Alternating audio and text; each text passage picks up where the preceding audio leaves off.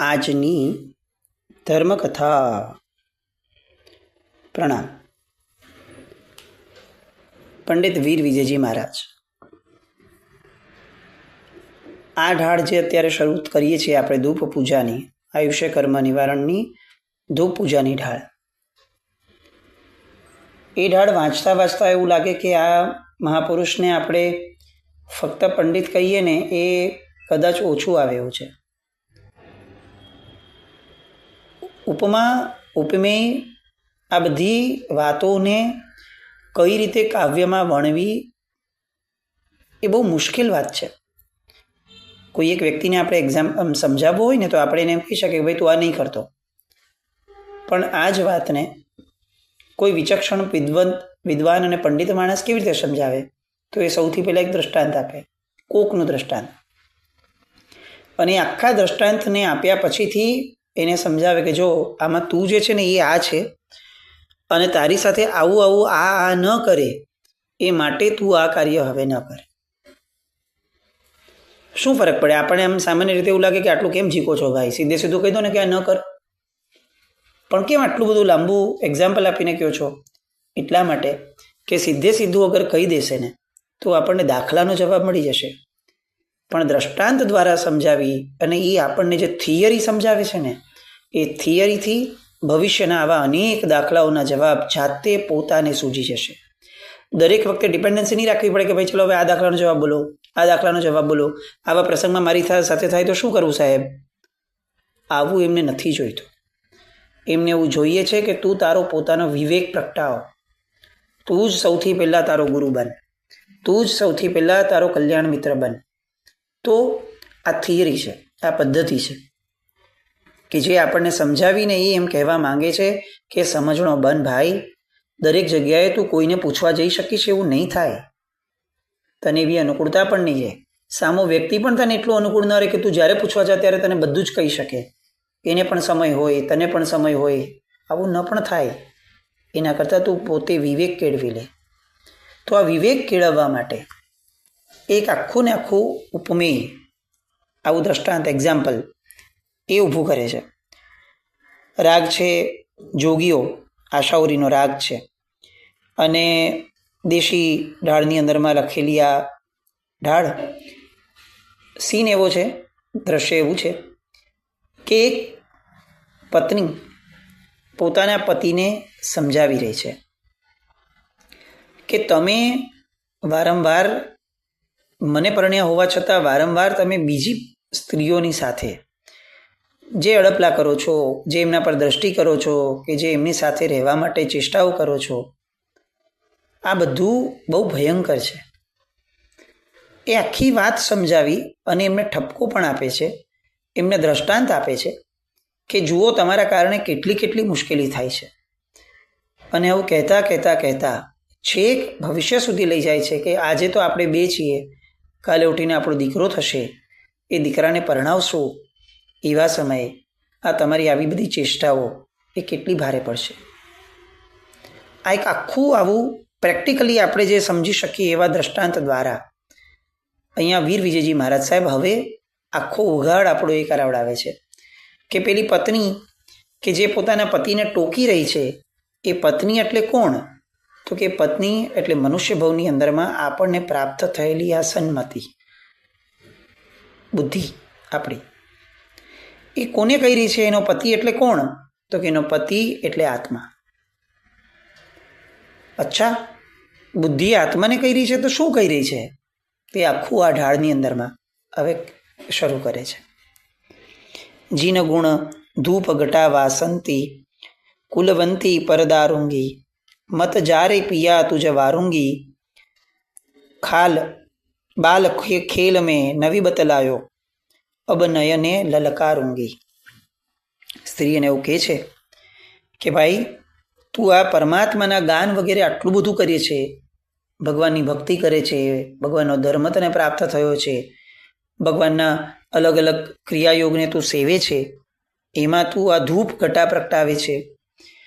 તો આવી આ સ્ત્રી એટલે જેણે ભગવાનનું શાસન પામી અને ભગવાનની પરિક્રમિત બુદ્ધિ મેળવી છે, એવી બુદ્ધિ રૂપી સ્ત્રી એ પોતાના સ્વામી એટલે કે આત્માને કહે છે કે તમે પરાઈ સ્ત્રીના ઘરે નહીં ભટકવા જાઓ. આ પરાઈ સ્ત્રી એટલે શું? પરાઈ સ્ત્રી એટલે કોણ? તો કે કુમતી.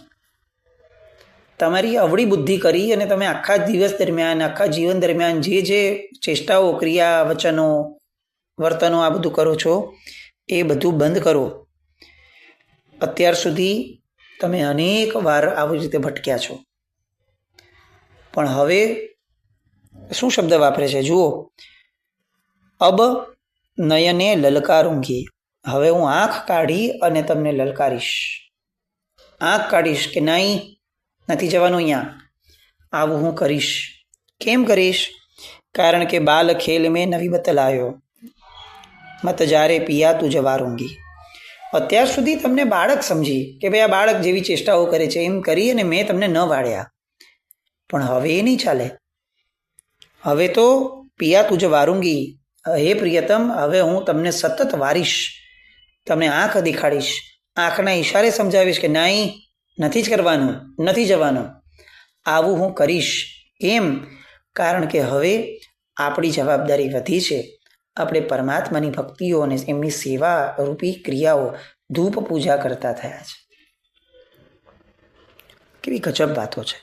જીવનમાં આવું આપણે કેટલી વાર વિચાર્યું હશે કે મારી જવાબદારી વધે છે હવે, કારણ કે મેં ભગવાનની ધૂપ પૂજા કરી છે, મેં ભગવાનની અષ્ટપ્રકારી પૂજા કરી છે, મેં વર્ષિતપ કર્યો છે, મેં સિદ્ધિતપ કર્યો છે, મેં 500,000 પ્રવચન સાંભળ્યા છે, મારી જવાબદારી વધે છે, મારાથી આવું ન થાય.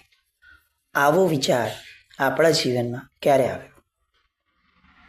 ઋષભદેવ ભગવાન હતા ને, ત્યારે ન્યાય વ્યવસ્થા રાજા ઋષભના સમયની વાત છે, રાજા થતા પૂર્વેની વાત. ન્યાય વ્યવસ્થા માટે સૌથી પહેલાં શું કર્યું હતું? તો કે એક પદ્ધતિ હતી, હકાર, મકાર અને ધિક્કાર. સૌથી પહેલાં કોઈ ખોટું કામ કરે ને પકડાઈએ તો એને હકારથી એને કહેવાય, હા આવું નહીં કરવાનું. પછી મકારથી કહેવાય, આવું માં કર, આવું ના કરતું દોસ્ત, આવું કરીશ તો બહુ ખોટું થશે. અને પછી સજા કરતા પૂર્વેને ધિક્કાર અપાતો હતો કે ધીક છે તને, ધીક છે, આવું કરાતું હશે, તારો ભાવ વ્યર્થ ગયો. આ ત્રણેય પદ્ધતિથી વાળવાનો પ્રયત્ન થાય અને છતાંય ન સુધરે તો પછી એને સજા કરાતી હતી. આ સેમ પદ્ધતિ આપણે આપણા મન સાથે કેળવવાની છે. સૌથી પહેલાં પ્રાથમિક સ્તર ઉપર તો આપણે એને પણ એમ કહીએ, હા આવું નહીં કરો બકા, આ કેમ આવું વિચારે છે, આ મનથી આવા પાપ કરવાના, આવો અહંકાર, આવો ક્રોધ, આવી માયાઓ કરવી છે, સમય મળ્યો અને મોબાઈલ લઈને બેસી જઈને પારકી પંચાયતમાં પડવું છે, આવું નહીં કર બસ. પછી નથી હજી સમજતું મન, એટલે આપણે એને મકારમાં જઈએ કે ભાઈ આવું ના કર, કીધું ને નહીં કરવાનું. અને પછી ધિક્કાર આવે અને પછી સજા થાય. અહીંયા જે શબ્દ વાપરે છે ને, મત જારે પિયા તુજે વારુંગી, અબ નયને લલકારુંગી, આ ક્રમ રીતે વાત કરે છે. પહેલાં હું તને વાળીશ અને પછી ન માન્યો તો હું આંખ દેખાડીને પણ તને લલકારીશ કે નહીં જ કરવા દો. કેમ? કારણ કે મેં ધૂપ પૂજા કરી છે. આરાધનાની ખુમારી શું હોય ને એ આ વીર વિજયજી મહારાજ સાહેબની ઢાળ આપણને સમજાવે છે. માત પિતા સયણા લજવાતે, લાજત દશ દોસા દુરુંગી, એ તુજ ખ્યાલ બુરો દુનિયા મેં ક્યાં મેં મુખ દિખારુંગી. તને ખબર છે તારી આવી ચેષ્ટાઓના કારણે તારા મા બાપને કેટલું શરમાવું પડતું હશે. જ્યારે કોઈ એના મા બાપને એમ કહે કે તમારો દીકરો પરણ્યા હોવા છતાં પારકી સ્ત્રીઓને જોઈ રાખે છે, એવા સમયે આ મા બાપ પાસે શું જવાબ હોય?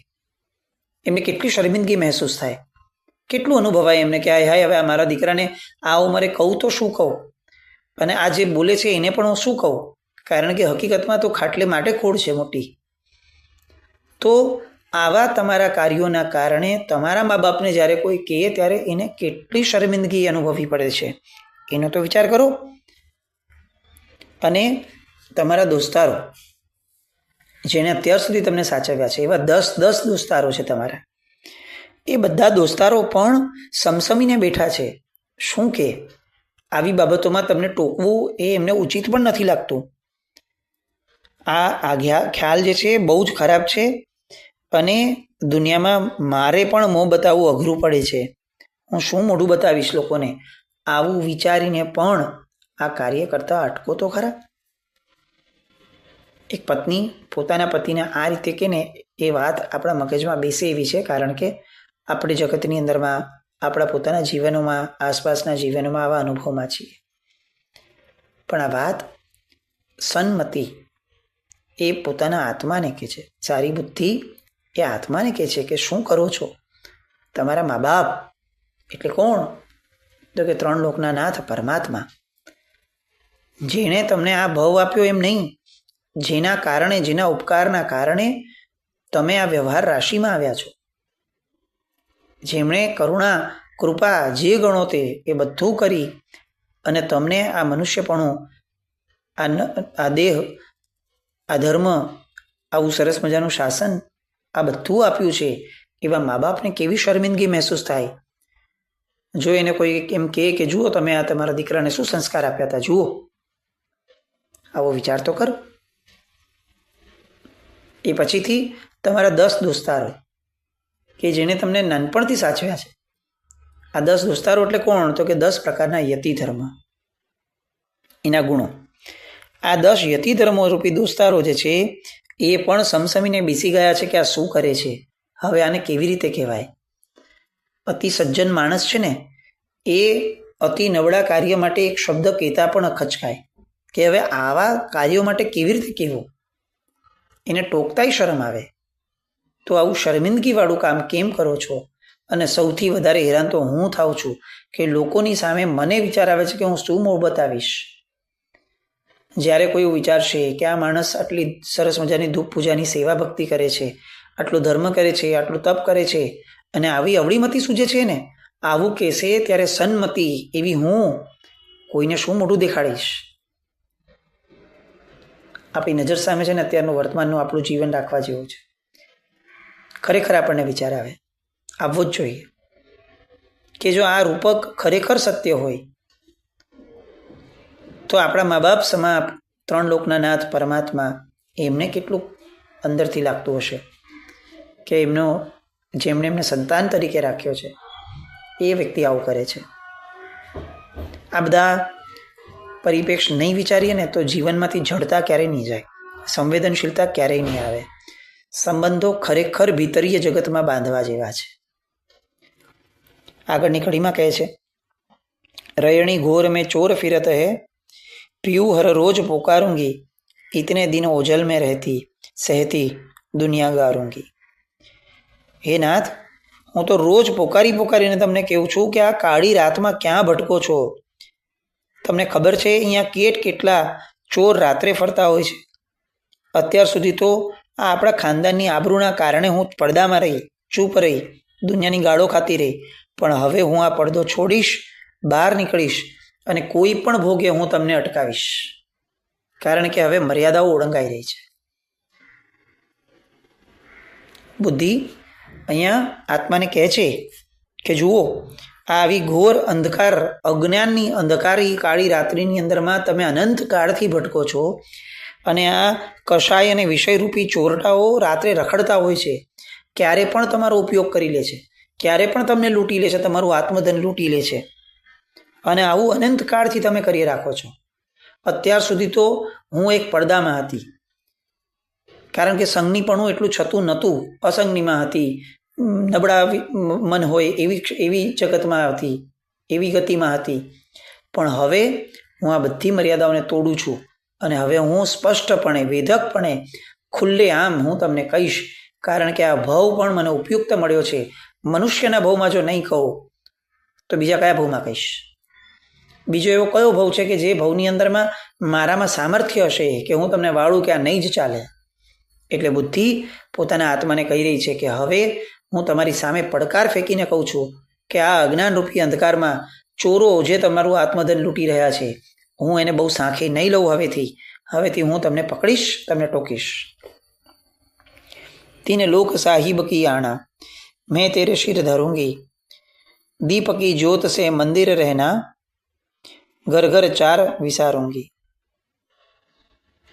હવે તો તમે બીજા કોઈનું સાંભળતા કે માનતા નથી, એટલે હવે 3 લોકના નાથ એવા પરમાત્માની આજ્ઞાને જ હું તમારા માથે થોપી દઈશ.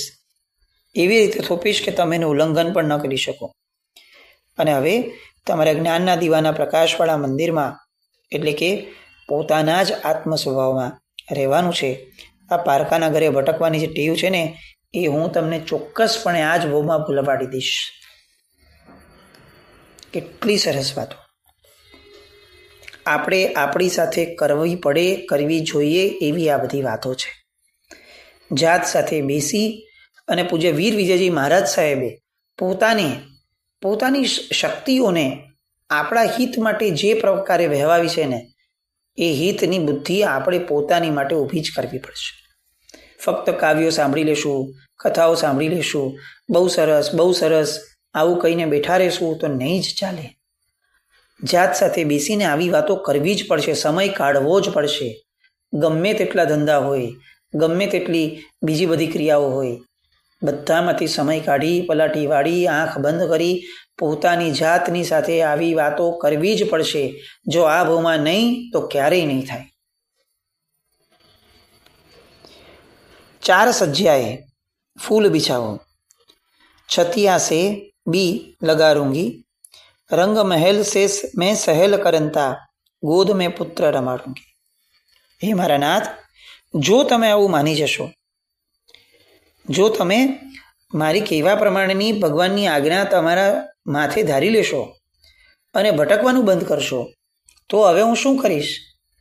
તો હું તમારા માટે સુખની શૈયાઓ પાથરીશ, એમાં ફૂલ બિછાવીશ, તમને હું સતત મારા હૈયાની સાથે રાખીશ અને આ રીતે આપણે આપણા રંગમહેલની અંદરમાં સુખ ભોગવશું. એના કારણે આપણને વિવેક નામનો પુત્ર ઉતરશે અને હું એને મોજથી મારા ખોળામાં રમાડીશ. કેટલી સરસ વાત. ઉપમિતિ બહુ પ્રપંચ કથાની અંદરમાં છે ને, ધર્મ એટલે આપણો આત્મા જે છે એના પિતા તરીકે કોને રાખ્યો છે? તો કે વિવેક એ ધર્મનો બાપ છે. વિવેક નથી પ્રગટતો ને ત્યાં સુધી જીવ શું કરશે? તો કે ડાફોડિયા મારશે.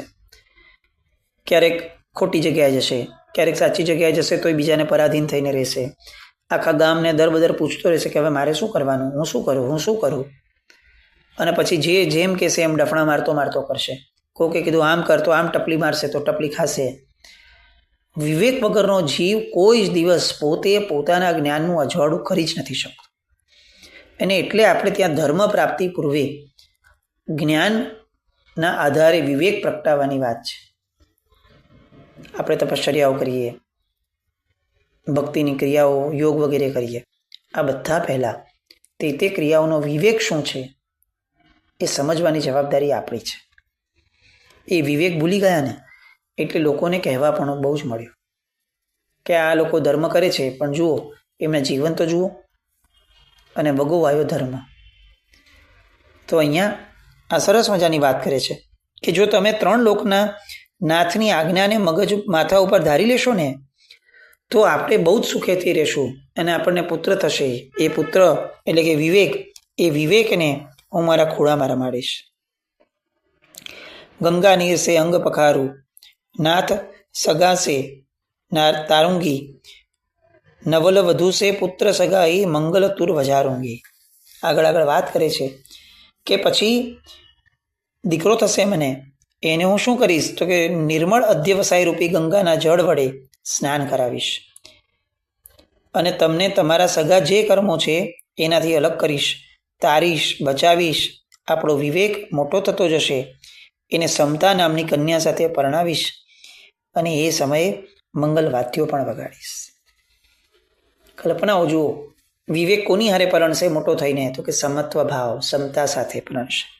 છેલ્લી કડીમાં કહે છે, नाथ से होती पुत्र पनोती, सखिया गीत उच्चारूंगी, श्री शुभ वीर चतुर चोरी में शीर पर लूण उतारूंगी, मत जा पिया तुझ वारूंगी. મારો દીકરો જ્યારે પરણશે સમતા નામની કન્યા સાથે, ત્યારે તમારી સાથે હું હોઈશ અને આવા પનોતા પુત્રની મા તરીકે મારી શોભા કેવી વધશે.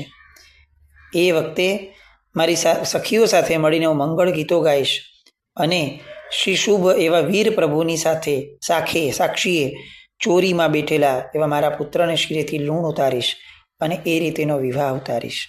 એ જે લૂણ ઉતારીશ એ શબ્દ બોલે છે ત્યાં ધૂપ પૂજાનું સમાપન કરે છે. આપણે ત્યાં લૂણ ઉતારવા નામની એક પ્રક્રિયા હતી જે વિસરાઈ ગઈ છે. દીપક પૂજાની પૂર્વે આપણે હંમેશા દીપકની લૂણ ઉતારતા. આજે પણ કેટલીક જગ્યાઓએ આરતીની પૂર્વે આરતીની લૂણ ઉતારવામાં આવે છે, પણ મૂળમાં આ ધૂપ પૂજાની પછીથી અને પશ્ચાત ભૂમિકા ધૂપ પૂજા સાથે લૂણ ઉતારવા નામની એક પ્રક્રિયા છે. એ નામ એ વાત સાથે અહીંયા ધૂપ પૂજાની ઢાળ પૂરી કરે છે વીર વિજયજી મહારાજ. પણ કેટલી સરસ રીતે આપણને સમજાવવા માંગે છે કે જો આપણો જીવ જો દર ભટકતો બંધ થાય તો આપણી પત્ની જેવી સુબુદ્ધિ એ ભવિષ્યની અંદરમાં આપણને કેવા સારા દિવસો બતાવી શકશે. બસ આવું મન સાથે બેસી આ માટે હું ધૂપ પૂજા કરું છું. આ ધૂપ પૂજા એ મને આવું સમજાવવા માટે છે, મને વાળવા માટે છે કે આવું ખોટું ન કર ભાઈ, ખોટી જગ્યાએ ન જા, ખોટા શબ્દો ન બોલ, ખોટા વિચારો ન કર, ખોટા તત્વોની આણમાં ન આવ. આવી બધી વાતો આ ધૂપ પૂજા આપણને સમજાવે એવી શુભ મંગલ કામના સાથે જીના કંઈ પણ બોલે તમે છાવી દોકડમ. જૈનમ જયતિ શાસ્ત્ર.